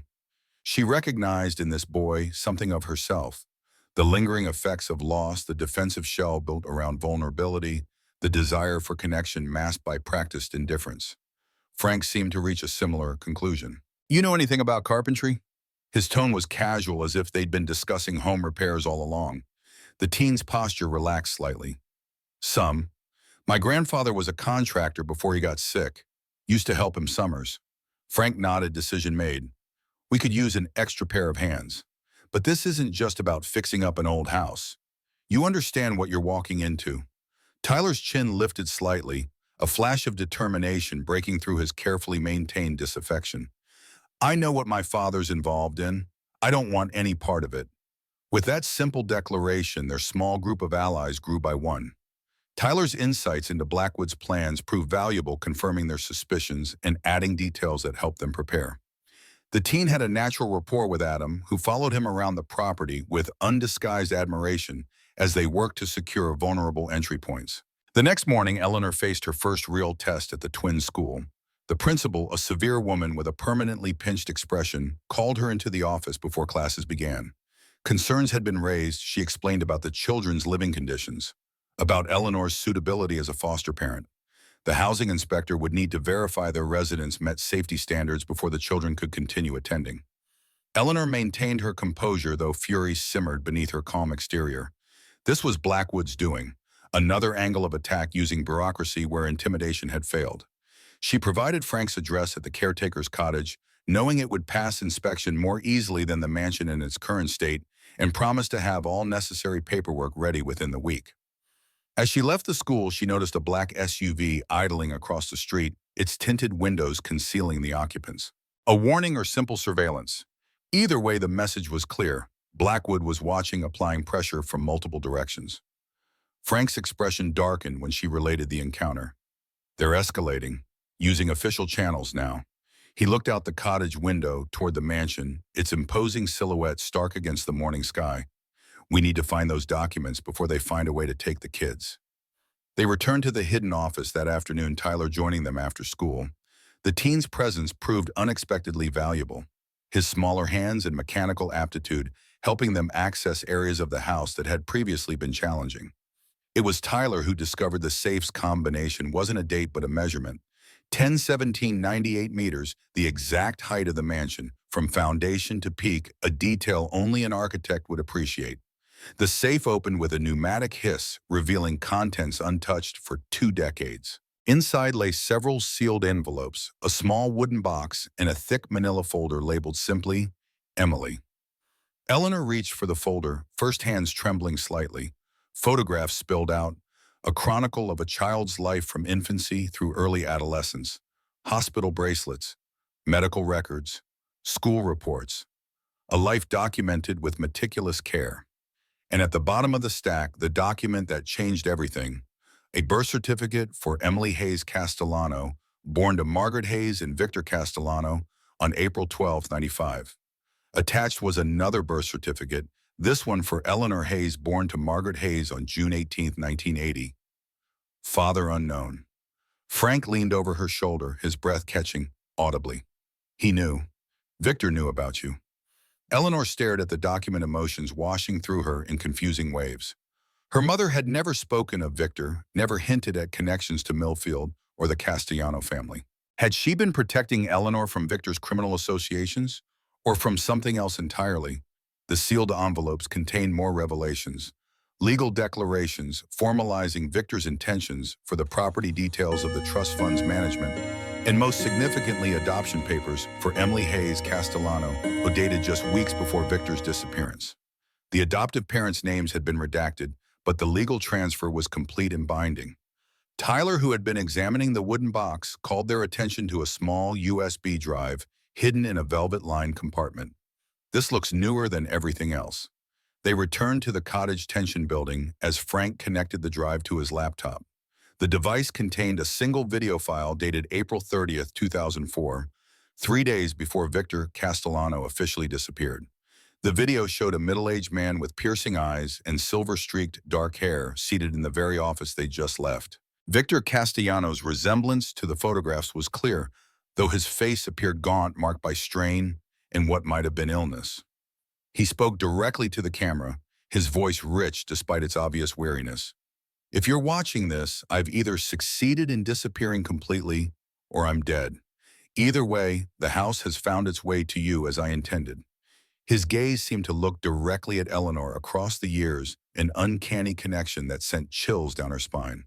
Margaret, if it's you, I kept my promise. Emily is safe beyond their reach. The treatments worked. She'll live a full life, though she'll never know me as her father. That was the price I paid for dealing with men like Howard Blackwood. Eleanor, if it's you, yes, I knew about you. I've known since you were born. Margaret made me swear to stay away to keep my world from touching yours. She was right, but I watched from a distance. Your graduation, your wedding. I kept tabs on you over the years, made sure you were safe. You have my eyes, though you may not see it.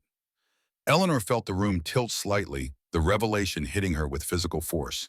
He had been there watching from the shadows, a father she never knew existed. Victor continued, his voice growing more urgent. The Blackwood family has wanted this property for generations. The mansion sits on the highest point in the industrial district, prime real estate. But more importantly, it sits on the aquifer that supplies water to the entire region. Control the land, control the water rights. That's always been their game. I built this house as a fortress, a place to protect what matters most. When Emily got sick, I made deals with people I shouldn't have. Crossed lines. But I always intended to make it right in the end. The trust contains everything. Proof of the Blackwoods' illegal activities, spanning decades, evidence of bribes to city officials, environmental violations they covered up. Enough to destroy them 10 times over. But that's not what matters now. What matters is that this house becomes what it was meant to be. A sanctuary for children who need protection, who need a chance at something better. The money is there. The legal framework is in place. All that's missing is someone with the courage to stand against the Blackwoods and make it happen. The video ended with Victor holding up a document, the deed to the property with his handwritten declaration clearly visible, to be used in perpetuity as a home for children in need administered by the Castellano Family Trust. They sat in stunned silence as the screen went dark. Frank was the first to speak, his voice rough with emotion. That's what we needed, proof of his intentions in his own words. Jim the lawyer nodded, already making notes. With this, we can block the development project, file for permanent protected status for the property. His roomy eyes gleamed with satisfaction. Blackwood won't take this lying down, though. This gets worse before it gets better. Eleanor barely heard them, her mind still processing the revelations about her parentage, about Victor's distant presence in her life. Questions multiplied faster than answers. Had her mother truly been protecting her by keeping Victor at a distance? Or had there been more complicated reasons for the separation? And Emily, her half-sister, where was she now? Living under a different name, perhaps not even knowing her true parentage. Adam's small voice broke through her thoughts. Does this mean we can stay? For real, Leonor pulled the boy close, including Sarah in the embrace as the girl moved to join them. Yes, this is our home now, no matter what happens next. That night, as the twins slept and the others continued planning their legal strategy, a flickering light from the direction of the mansion caught Eleanor's attention. She moved to the cottage window, her heart seizing at the unmistakable orange glow emanating from the east wing. Fire. Frank reacted instantly, already moving toward the door, Tyler close behind. Call 911. His command galvanized Eleanor into action, fingers fumbling with her phone as she watched flames climbing the mansion's exterior wall with terrifying speed. The twins awakened to the commotion, faces pale with fear, as they took in the scene outside. Eleanor positioned herself between them and the window, trying to shield them from the sight while completing the emergency call. Sarah began to cry quietly while Adam stood rigid with shock, his eyes never leaving the burning building. Frank and Tyler had already grabbed garden hoses, a pitiful defense against the rapidly spreading blaze. Eleanor finished the call and turned to the children kneeling to meet their eyes. Stay here. Lock the door. Don't open it for anyone but me or Frank. Her voice was steady despite the panic clawing at her throat. I need to help them until the fire department arrives. Adam's voice stopped her as she reached the door. Mom. The word used for the first time nearly broke her composure. Be careful. Eleanor joined the futile battle against the flames, the heat searing her skin even from a distance. The fire had clearly been set deliberately. Multiple points of origin accelerants used to ensure the blaze caught quickly and spread without mercy. Blackwood's warning made manifest. The wail of sirens came almost too late. The east wing was already engulfed flames, licking hungrily at the main structure. Firefighters swarmed the property hoses, deploying with practiced efficiency, voices calling orders through the chaos. Eleanor watched in helpless horror as the mansion she'd come to think of as home, as her birthright, burned despite their best efforts. The hidden office, the evidence, Victor's journals. Would anything survive? Through the smoke and confusion, she caught sight of a familiar figure observing from the perimeter. Richard Blackwood, his expensive car, parked discreetly down the road, his face illuminated by the firelight as he watched the destruction with something like satisfaction.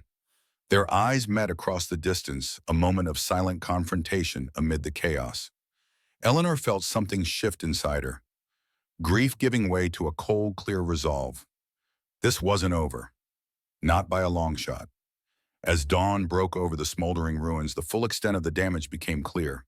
The east wing was destroyed, the main structure severely damaged. But the stone foundation stood firm, and sections of the west wing, including miraculously the hidden passage to the basement, had survived relatively intact. Frank found Eleanor standing amid the wreckage of the great hall, soot streaking her face, exhaustion evident in every line of her body. But her eyes burned with determination as she surveyed what remained. We still have the USB drive, the video. Frank's voice was hoarse from smoke, but carried the same resolve. And we have the truth. That's enough to fight with. Eleanor nodded her gaze, moving to where Adam and Sarah stood in the doorway, their small faces solemn as they took in the destruction. Beyond them, Tyler waited, his typical teenage indifference replaced by grim determination. Jim, the lawyer, was already on his phone, presumably setting legal machinery in motion. In the midst of destruction, Eleanor found herself surrounded by an unlikely family, forged in crisis and bound by common purpose. The mansion could be rebuilt. What mattered was preserving what it was meant to become, a sanctuary, a place of safety for children who needed protection. Her fingers closed around the silver cross in her pocket, the metal warm against her skin. Through hardship to the stars. Victor's motto, perhaps now her own. The path forward would not be easy, but for the first time in years, Eleanor Reed, daughter of Margaret Hayes and Victor Castellano, was not walking it alone. 3 weeks after the fire, the eastern sky had just begun to lighten when Eleanor stepped over charred timbers to enter what remained of the mansion. Dew dampened her work boots as she navigated the debris-strewn path that Frank and Tyler had cleared. The morning air carried the lingering scent of smoke, a persistent reminder of how close they'd come to losing everything. The great hall stood partially intact, its marble floor blackened but still solid beneath her feet. Tarps covered gaping holes in the roof, fluttering gently in the morning breeze. Scaffolding now lined the remaining walls, the first step in a restoration project that most of Millfield considered impossible. Eleanor traced her fingers along a section of carved paneling that had somehow survived the blaze. The insurance inspector had called it a miracle that so much of the structure's core remained standing. The stone foundations had held firm, and the western wing, including the hidden staircase to the basement office, had suffered only smoke and water damage. Victor had built his fortress well. Frank emerged from the kitchen area where a makeshift command center had been established. A large folding table held architectural drawings, construction estimates, and legal documents stacked in organized piles. His weathered face bore the strain of too little sleep and too many concerns, but his eyes retained their determined focus. Lawyer called. Court hearing's been moved up. Friday morning. Blackwood's trying to fast-track the demolition permit while claiming the fire makes the structure unsafe. His tone was matter-of-fact, but Eleanor caught the underlying tension. We need to prove this place is salvageable, or the trust conditions become impossible to fulfill. Eleanor unfolded the architect's assessment she'd picked up the previous day. The structural engineer says the foundation is sound. Main support beams can be reinforced. With proper restoration, the house could last another century. Her voice betrayed none of the exhaustion that pressed down on her shoulders like physical weight. The last 3 weeks had been a blur of insurance claims, legal maneuvers, temporary restraining orders, and tense confrontations with city officials. Blackwood had marshaled considerable resources against them, leveraging political connections and calling in favors from business associates eager to see the development project proceed. The fire had been officially classified as cause undetermined, despite clear evidence of arson, a decision that surprised no one familiar with Millfield's power dynamics. Tyler jogged up the driveway, backpack slung over one shoulder. The teenager had become a fixture at the property, arriving each day after school to help with cleanup and repairs. His father had kicked him out after discovering his involvement with Eleanor's group, a development that seemed to bother everyone except Tyler himself, who had simply moved his few possessions into the caretaker's cottage without comment. They're talking about it at school. Tyler dropped his backpack on a relatively clean section of floor. My English teacher asked if we were really turning this place into an orphanage. When I said yes, she gave me information about grants for educational programs. Seems like not everyone in town is on Blackwood's side. Eleanor had discovered the same thing in recent days. While Millfield's official leadership remained firmly in Blackwood's pocket, ordinary citizens had begun reaching out with offers of support. The local hardware store had donated cleaning supplies. A retired carpenter had volunteered his services for rebuilding. Even the diner that had previously rescinded Eleanor's job offer had sent over free meals for the work crew. Victor's reputation was complex in Millfield, feared by some, respected by others. But the idea of transforming his notorious mansion into a home for children seemed to resonate with a community weary of watching abandoned buildings deteriorate, while developers like Blackwood constructed luxury properties few locals could afford. Frank spread the architectural plans across the table, pointing to specific sections. If we focus on making the West Wing habitable first, we can prove the project is viable. Kitchen dining area, 4 bedrooms, 2 bathrooms. Enough to qualify for residential zoning while we restore the rest. Eleanor studied the plans, calculating timelines and resources. The trust funds remained frozen until the court ruling on Victor's declaration of intent, meaning they were working with the limited insurance payout and their own dwindling savings. Every nail, every board, every hour of labor had to be stretched to its maximum potential.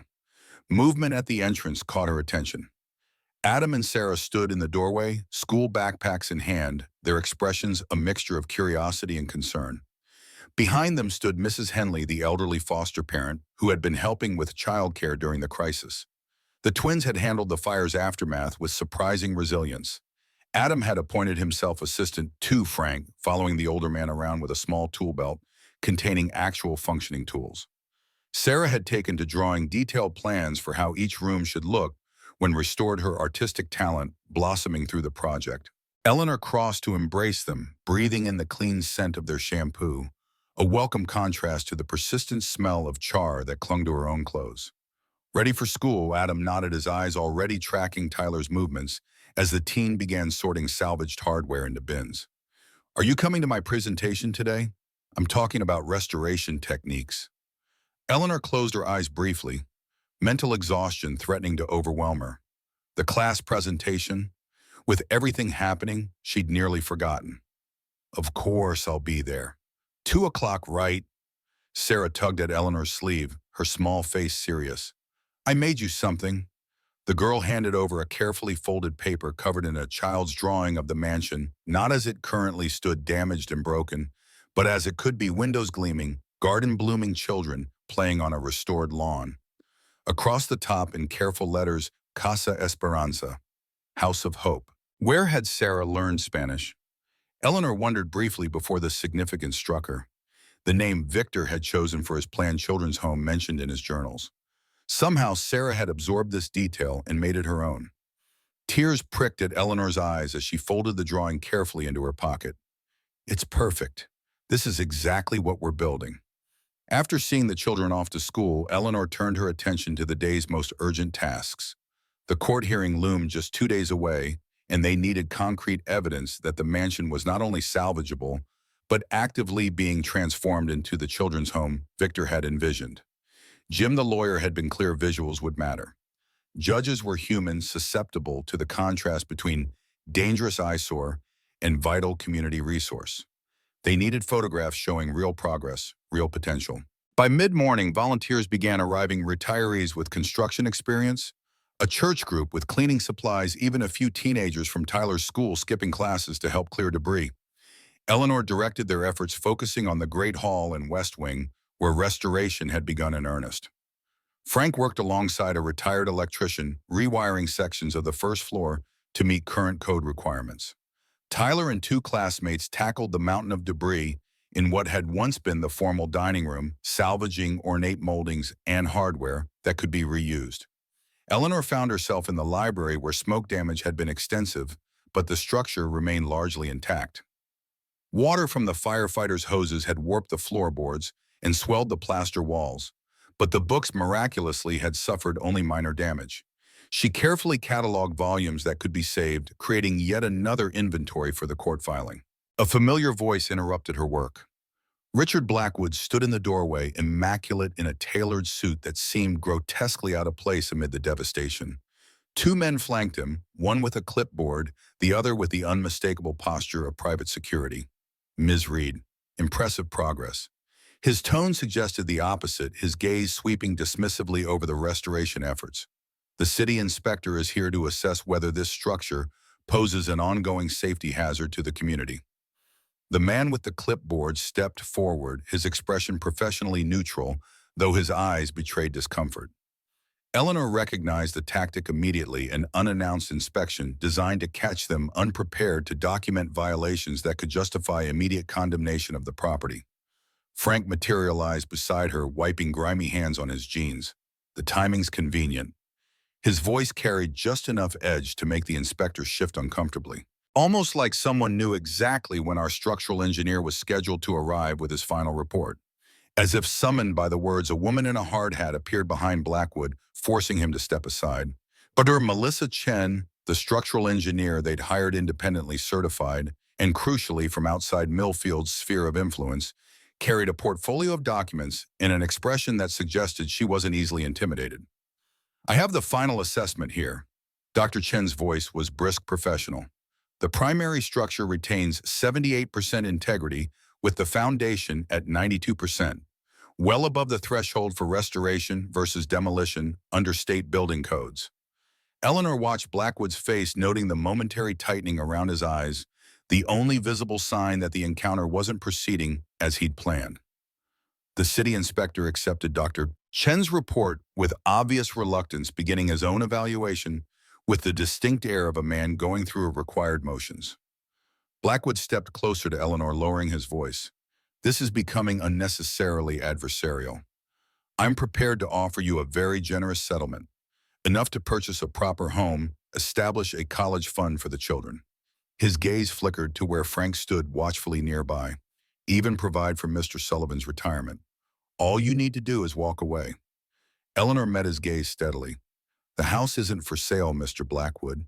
It never was. This property has a purpose that has nothing to do with your development plans. Something shifted in Blackwood's expression, the practiced civility giving way to something harder, more genuine. My father spent 40 years assembling the parcels for this development. The only piece he couldn't acquire was this one. Victor Castellano made sure of that. Eleanor heard the personal grudge beneath the business veneer. This wasn't just about real estate. This was about a decades-long rivalry that had outlived one of its participants. What exactly did Victor do to your family that made this so personal? Blackwood's laugh held no humor. Ask your friend Sullivan. He was there the night my father tried to negotiate with Castellano, the night the old church burned down. Before Eleanor could process this cryptic statement, commotion erupted outside, raised voices, the slam of car doors. Through the window, she glimpsed a news van from the regional station reporters already setting up cameras on the front lawn. Blackwood's expression darkened further. Publicity won't save this place, his voice lowered to a near whisper. Castles fall, Ms. Reed, even those built by men like Victor Castellano. The only question is how many people get buried in the rubble. He departed with his entourage, brushing past the arriving news crew with practiced indifference. Eleanor turned to Frank, whose expression had grown distant, troubled by Blackwood's words. The church fire. What was he talking about? Eleanor kept her voice low, aware of the journalist now being guided through the property by Tyler, who had assumed the role of impromptu tour guide with surprising enthusiasm. Frank's weathered face seemed to age, further lines deepening around his eyes. St. Mary's, the old church that burned in '92. 37 people died, including Blackwood's mother and younger brother. His gaze met Eleanor's, heavy with old regrets. Victor was blamed, though nothing was ever proven. Howard Blackwood, Richard's father, had threatened to expose some of Victor's early business dealings if he didn't sell this property. The next day, the church burned during an evening service. Eleanor felt the weight of this new information like physical pressure on her chest. Did he do it? Victor Frank shook his head slowly.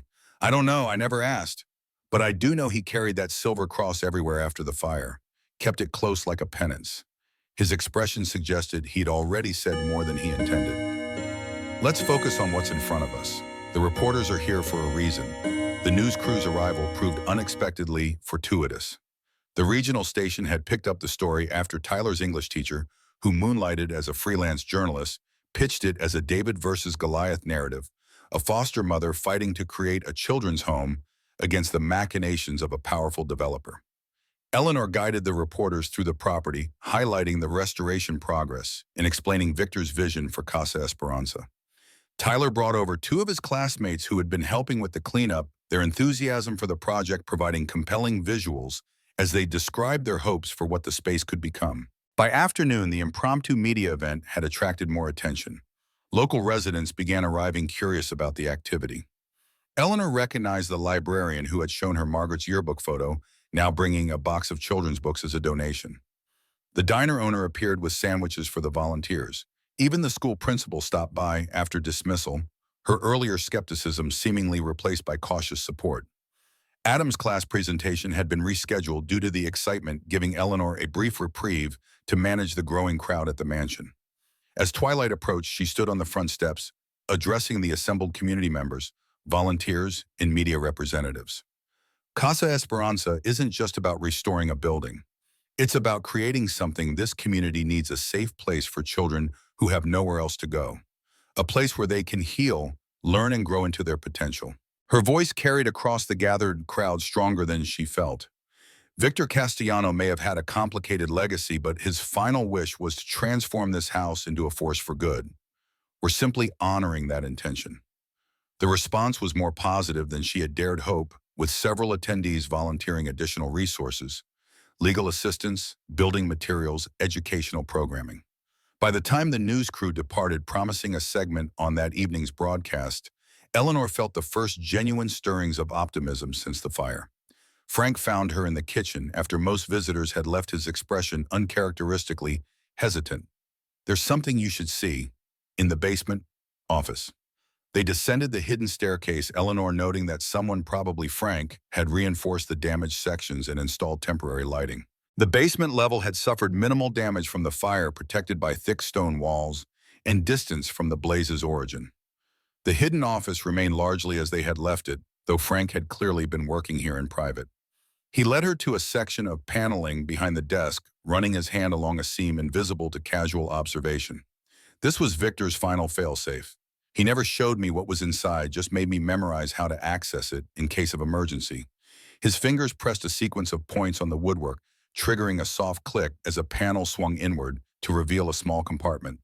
Inside lay a single item, an external hard drive sealed in a fireproof container. Frank handled it with reverent care, connecting it to the laptop they'd set up in the office. This contains everything. The complete record of Blackwood's illegal activities, environmental violations at their other developments, bribes to city officials spanning 3 decades. Even, his voice faltered slightly, evidence about the church fire. The files were meticulously organized, each folder containing damning evidence against the Blackwood family and their associates. Financial records showing money laundered through shell companies. Environmental impact studies altered to conceal contamination. Emails discussing ways to circumvent safety regulations. And finally, a folder simply labeled St. Mary's. Eleanor hesitated before clicking it open, somehow knowing that whatever it contained would irrevocably change her understanding of Victor Castellano. Inside was a video file, security camera footage showing the church exterior on the night of the fire. The timestamp matched the date Frank had mentioned. Eleanor watched in growing horror as a figure approached the building, carrying what appeared to be a gas can. The image was grainy but clear enough to identify Howard Blackwood Richards' father, systematically pouring accelerant around the church's perimeter. An accompanying document detailed Victor's investigation into the tragedy, how Howard Blackwood had arranged the fire to destroy evidence of financial misconduct involving church funds, never expecting the evening prayer service to be so well attended. How Victor had discovered the truth but kept it hidden, using the information as leverage to protect his property and family from Blackwood's further attacks. Eleanor sat back, mind reeling with the implications. Victor had been blamed for a tragedy he not only didn't commit, but had actively investigated. Howard Blackwood had been responsible for his own family's deaths, his wife and younger son casualties of his desperate attempt to cover financial crimes. Does Richard know? Eleanor's voice sounded distant to her own ears. Frank shook his head. I don't think so. Howard died believing Victor was responsible.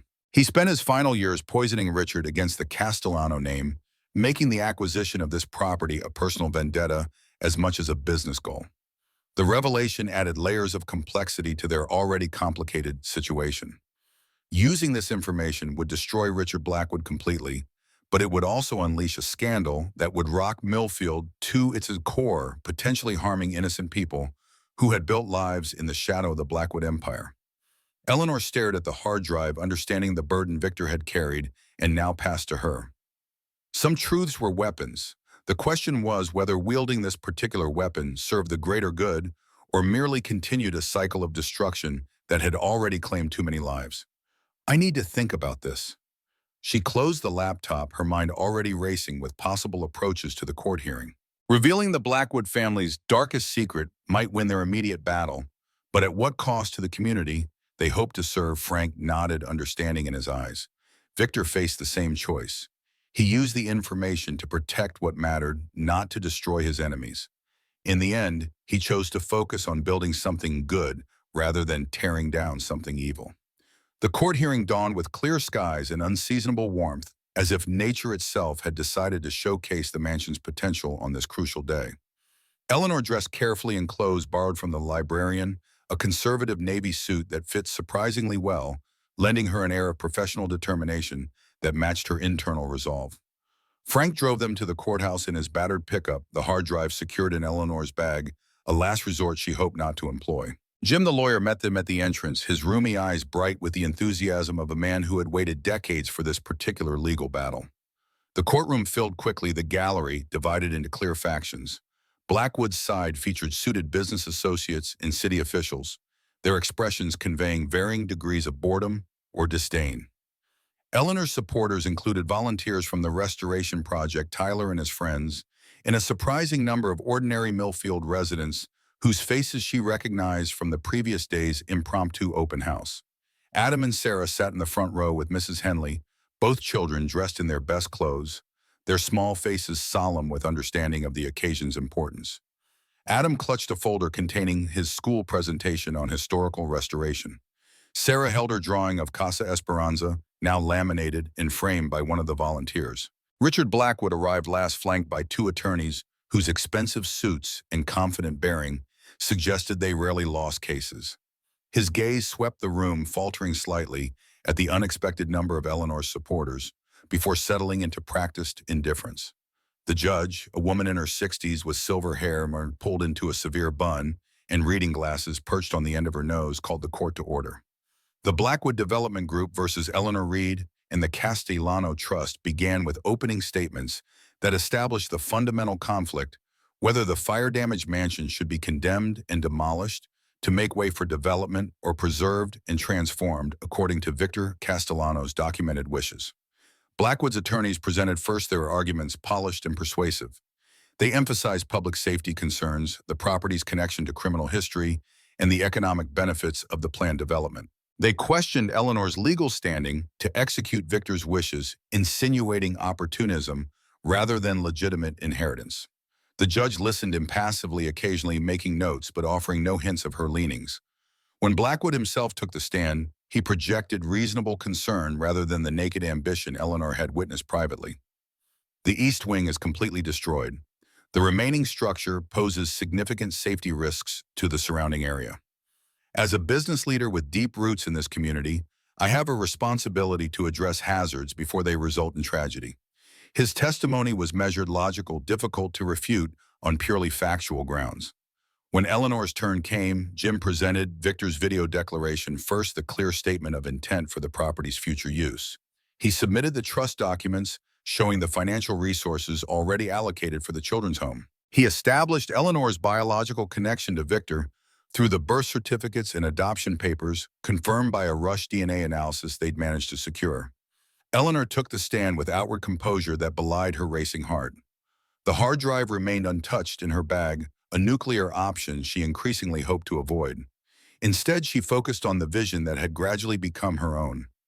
Casa Esperanza isn't just a building project. It's a chance to create something this community desperately needs: a safe haven for children who have nowhere else to go.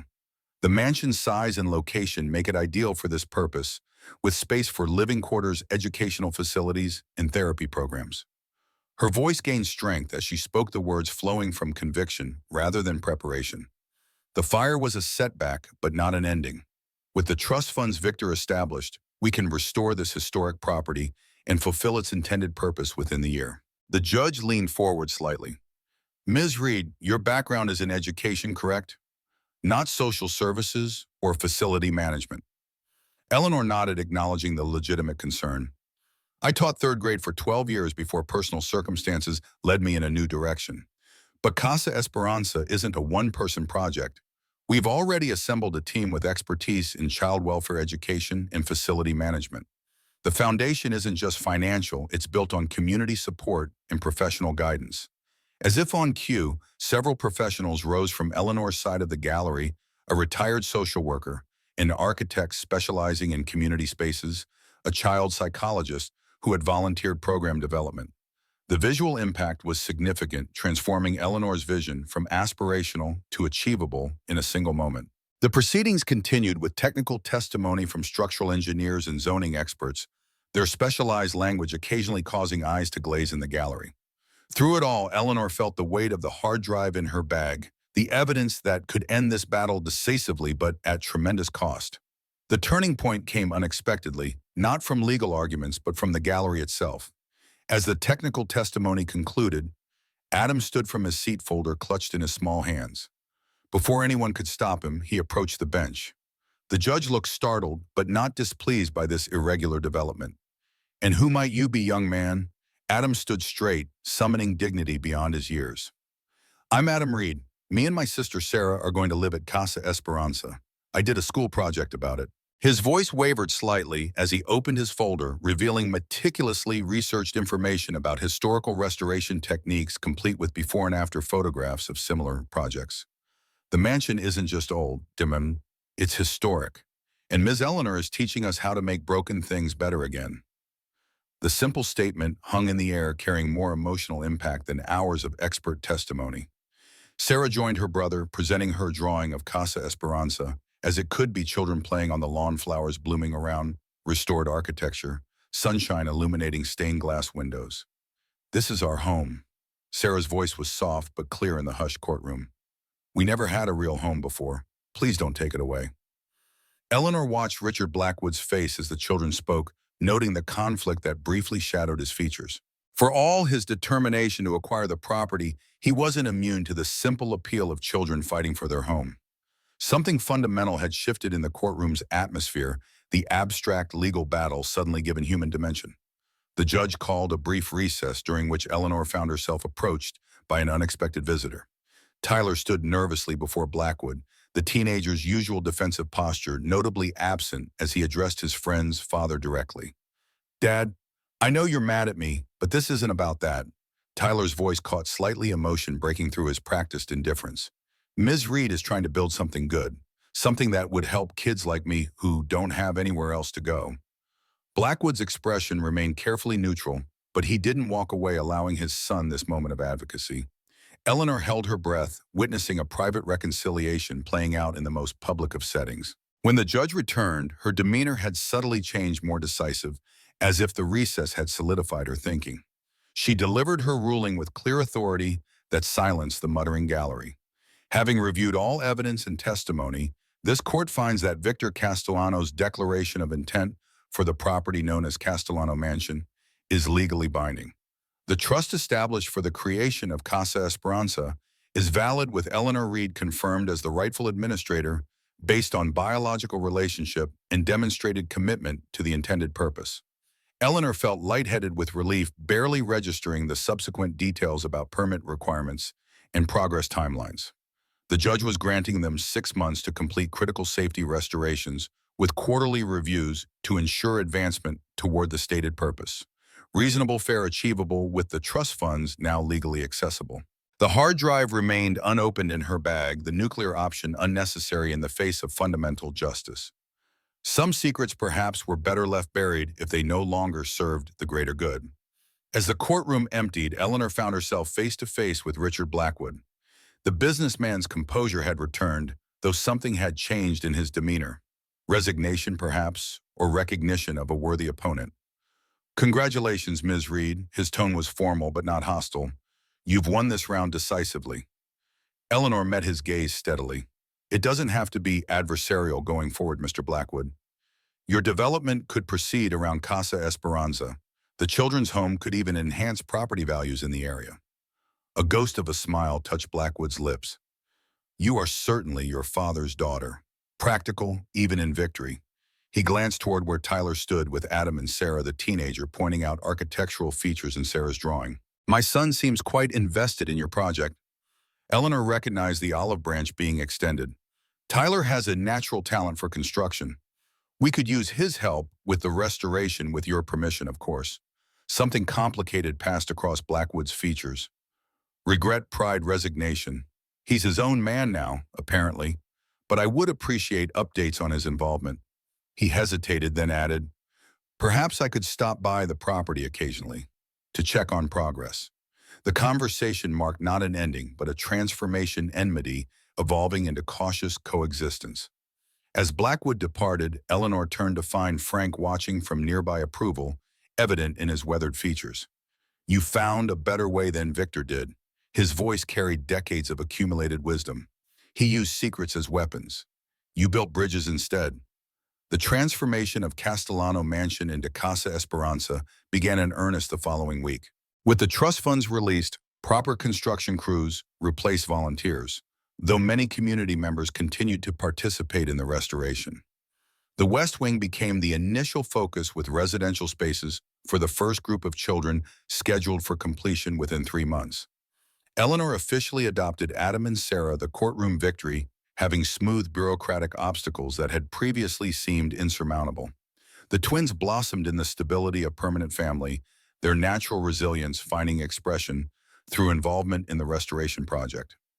Adam shadowed Frank daily, absorbing practical knowledge about carpentry and construction with insatiable curiosity.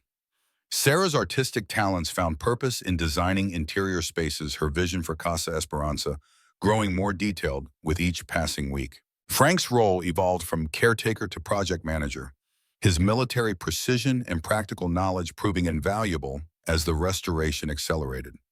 He spoke less of the past as the future took tangible shape around them, though occasionally Eleanor caught him standing in Victor's office, lost in memories only he could access. Tyler returned home to a cautious reconciliation with his father, though he spent most daylight hours at the mansion developing construction skills that might someday become a career. Richard Blackwood began making irregular visits to the property initially to see his son, but gradually becoming engaged with the project itself, offering business connections and practical advice that accelerated their progress. 6 months after the fire, the West Wing welcomed its first residents beyond the Reed family, 3 siblings from the neighboring county whose parents had died in a car accident, with unsettling parallels to Eleanor's own loss. The children arrived wide-eyed and wary, carrying meager belongings in plastic garbage bags, their faces bearing the stunned expression of those for whom the world had suddenly proven unreliable. Eleanor recognized that expression intimately. She welcomed them not with platitudes about new beginnings, but with simple practicalities: clean beds, warm meals, respect for their grief. Adam and Sarah proved unexpectedly skilled at helping these newcomers adjust their own experiences, providing a bridge of understanding no adult could construct. As autumn painted the estate's surviving trees in brilliant colors, Eleanor stood on the newly rebuilt front porch watching children play on the lawn where once only weeds had grown. The mansion remained partially under construction, scaffolding still embracing its eastern facade, but its transformation was undeniable. Windows that had been dark for decades now glowed with warm light as evening approached. Laughter echoed in hallways that had known only silence and secrets. Frank joined her on the porch, his weathered features softened by satisfaction at the day's progress. "We're receiving 3 more children next week. Twin boys and their older sister from the system in Philadelphia. The state's impressed with what we've built here. They're starting to see Casa Esperanza as a model program." Eleanor nodded her gaze, tracking Sarah as the girl helped one of the newer children climb the tire swing Frank had hung from an ancient oak. The past year had aged Eleanor, in some ways the stress and challenges etching new lines around her eyes. But it had also straightened her spine, clarified her purpose, connected her to a legacy she'd never known existed. "I've been thinking about Emily." The words emerged without conscious planning, giving voice to thoughts that had occupied increasing space in her mind. Victor's daughter, my half-sister. She'd be in her 30s now, living somewhere, perhaps still unaware of her true parentage. Frank's expression remained carefully neutral, though something flickered in his eyes, knowledge or speculation, Eleanor couldn't tell which. Victor wanted her protected from all this, from his world. That's why he arranged the adoption, created a new identity for her. Eleanor understood the implicit caution in his words. Finding Emily meant potentially disrupting a life built on different foundations, revealing truths that might not be welcomed.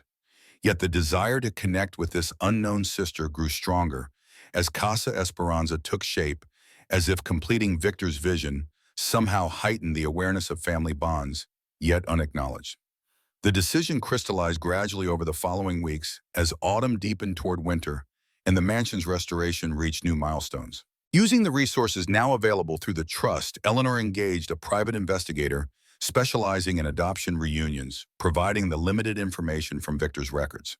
The search proceeded with meticulous respect for privacy, the investigator establishing contact only after confirming Emily's potential interest in connecting with previously unknown family. The email, when it finally arrived, was both anticlimactic and profound in its simplicity. "Emily Hayes now. Emily Winters is open to communication. Currently residing in Boston, married 1 child. Medical researcher specializing in pediatric leukemia treatments." The synchronicity seemed too perfect to be coincidental. Emily had built a career fighting the very disease that had nearly claimed her life, that had driven Victor to desperate measures. Eleanor composed and discarded a dozen responses before settling on simple truth. An introduction, an explanation of their connection, an open invitation without pressure or expectation. Emily's reply came within hours expressing cautious interest tinged with understandable wariness. They arranged a video call, Eleanor finding herself uncharacteristically nervous as the appointed time approached. How did one begin a relationship with a sister unknown for 45 years? What expectations or obligations came with such a revelation? The woman who appeared on screen bore subtle echoes of the photographs. Eleanor had found something in the shape of her eyes, the set of her chin suggesting their shared heritage. Emily Winters possessed the focused intensity of a scientific mind, her questions precise and thoughtful. As Eleanor explained the circumstances of their discovery, the transformation of Victor's mansion, the creation of Casa Esperanza. I always knew I was adopted. Emily's voice held the careful neutrality of someone accustomed to containing emotion within professional parameters. My parents were wonderful people who never hid that fact from me, but they knew very little about my biological parents, only that my mother had died and my father had arranged the adoption through private channels. Eleanor shared what she had learned about Margaret Hayes, about Victor's efforts to protect his daughter from the consequences of his choices. She described the mansion not as it currently stood, partially restored and evolving, but as it appeared in the oldest photographs, a grand home built with both pride and purpose, designed by an architect whose vision extended beyond his lifetime. Emily listened with increasing engagement, her initial reserve gradually warming as connections formed between fragments of her own history and the fuller picture Eleanor provided. When she finally smiled, a genuine expression that transformed her serious features, the family resemblance became unmistakable. I'd like to see it someday. This Casa Esperanza, to understand where I came from, even if it wasn't where I grew up. Emily's words held no commitment beyond curiosity, but they opened a door that Eleanor had feared might remain permanently closed. The invitation was extended without pressure. Come when you're ready. Stay as long as you wish. Bring your family if you choose. No obligations, only opportunities for connection that both women could explore at their own pace. Winter settled over Millfield with unusual gentleness that year, snow transforming the mansion's construction debris into a pristine landscape that concealed ongoing imperfections. The western wing now housed 12 children of varying ages, their presence bringing purpose to spaces that had stood empty for decades. The eastern reconstruction proceeded ahead of schedule, aided by unseasonably mild conditions and Richard Blackwood's unexpected assistance with permitting processes. Eleanor had developed a habit of walking the grounds at dawn, watching the mansion emerge from darkness as the first light touched its highest windows. On these solitary circuits, she sometimes felt Victor's presence most strongly, not as a ghost, but as an architect appreciating how his design had weathered time and tragedy to fulfill its ultimate purpose. She stood beneath the great oak one such morning breath, forming clouds in the frigid air, when a familiar figure emerged from the caretaker's cottage. Frank approached with the measured stride of a man conserving energy against advancing years, his expression suggesting he'd been waiting for this moment of privacy. I'm not getting any younger. His voice carried no self-pity, merely practical assessment. And this place needs someone who will be around to see these kids grow up. Eleanor recognized the beginning of a conversation they'd both been avoiding. Frank had become essential to Casa Esperanza, his practical knowledge, his steady presence, his connection to the history that gave the project its foundation. But he had also become family in ways neither of them had anticipated, his bond with Adam developing into true mentorship, his quiet strength supporting Eleanor through challenges that might otherwise have proven overwhelming. You're not planning on going anywhere, I hope. She kept her tone light, though genuine concern underlay the words. Frank looked toward the mansion, his weathered face revealing complex emotions rarely displayed. I made a promise to Victor, to protect what mattered most. I thought that meant this house, but it turned out to be something bigger. His gaze returned to Eleanor, direct and unflinching. I'd like to make you a different promise now. To stay as long as you need me. To help build what you've started here. The offer contained layers of meaning beyond the practical acknowledgement of transition from Victor's legacy to Eleanor's vision and recognition of bonds formed through shared purpose rather than obligation. Eleanor felt a tightness in her throat that had nothing to do with the cold air. We need you, Frank, all of us. The simple words carried the weight of absolute truth. Casa Esperanza would not exist without his protection during those crucial early days would not continue to grow without his steady guidance through each new challenge. He nodded once, accepting both the acknowledgement and the responsibility it carried. Then, let's get back to work. We've got a lot more to build. Together they walked toward the mansion as the rising sun illuminated its restored facade, casting long shadows behind them, while bathing Casa Esperanza in golden promise. Through the windows, movement became visible, children awakening, staff preparing for the day's activities. The ordinary miracle of life continuing in spaces once abandoned to dust and memory. Eleanor paused at the front steps, taking in the scene with fresh appreciation. What had begun as desperate gamble, a $100 purchase to secure a home for two children, had evolved into something Victor Castellano himself might never have fully imagined. Not just a physical structure restored, but a community created, lives transformed, possibilities expanded beyond individual circumstance. The mansion had found its purpose at last. And Eleanor Reed, daughter of Margaret Hayes and Victor Castellano, mother to Adam and Sarah, sister to Emily Winters, guardian to growing numbers of children who needed protection, had found hers as well.